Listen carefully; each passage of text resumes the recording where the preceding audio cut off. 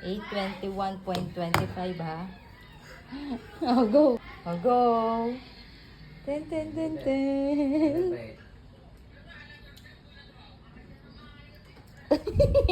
Hindi ka na.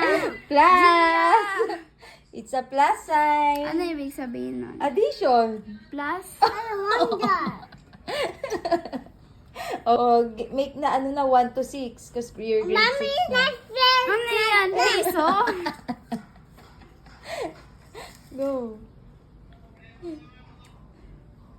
Okay, game again. Kung ano ilalabas dyan, ha? Dapat walang Plus, ha? 1 eh. So, plus 3. O, i-add mo na dun sa... plus 3. Ang daya. So, 824.25. Oh, keep the change na. Thank you.